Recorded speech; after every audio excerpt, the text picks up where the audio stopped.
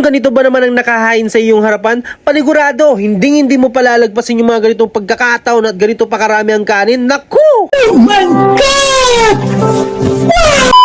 So yun guys, kamusta po kayo lahat? So nagbabalik Miko TV and Kendall Cullen at kasama natin si Mami Rochelle. Siya naman po yung nagbi-video for today's video. So this time, nagpunta muna kami ng chat time kasi sobrang dami po talagang tao sa Grand Video. At sa mga nagtatanong naman kung saan ba matatagpuan tong chat time, dito nyo lang po matatagpuan yan sa Old Dependencia Highway. Kesa naman tatayo ka dun sa tapat ng Grand Video, talagang matatagalan ka lang. Kaya ang gagawin mo, palipas ka muna ng oras dito sa chat time. At sa mga gusto namang magpunta dito, magpunta lang po kayo kasi open parking po ito. Napakarami po talaga nagpupunta dito kaya paunahan na lang din po sa parking area. Kung naisip mo masikip yung parking area, nagkakamali po kayo, hindi po masikip ang parking area dito. Meron pong guard na magga-guide sa inyo kaya wag po kayo mag-alala, kayo na rin po ang bahala sa guard na mag-a-assist sa inyo. Habang naghihintay ako dito sa chat time, grabe, pinagmamasdan ko yung mga paligid ko, sobrang daming sasakyan kaya sabi ko, balang araw isa na rin kami dyan na nakapark sa parking lot na yan. Paano masabi? A few moments later. At habang nakatambay kami sa chat time, bigla na rin po kami tinawag ng isang waiter sa may Grumpy Joe. Ano pa nga bang hinihintay natin kundi pumunta, di ba? So let's do this, guys. Kung papansinin mo naman yung dating ko dyan, kala mo yung aakyat ako ng bundok no? Sa dami ba naman ng dala ko tapos may nakakapit pa.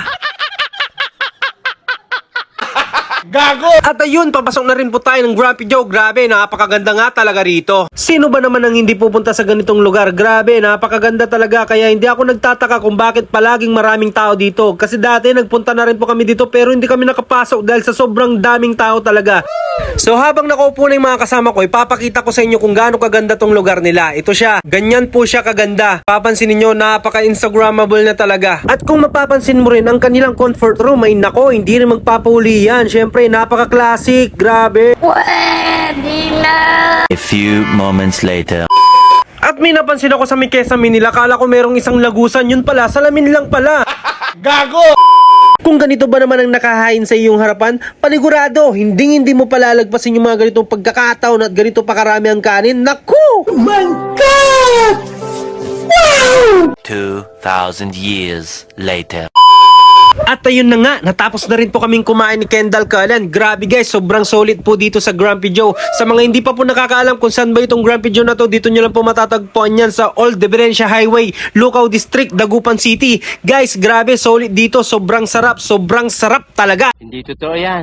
Gago! At ayun na nga guys, nandito na po kami sa may labas ng Grumpy Joe. At sa mga nagtatanong naman po kung saan ba matatagpuan tong Grumpy Joe na to, dito nyo lang po matatagpuan yan. Ulitin ko, sa Old Dependencia Highway, Dagupan City. At yan po yung kabuuan ng parking lot nila dito.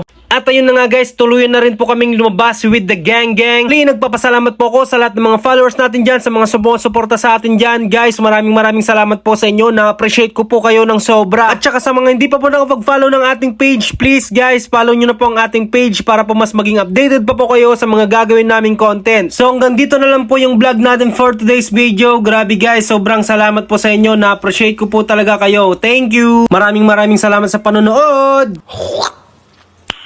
Nice.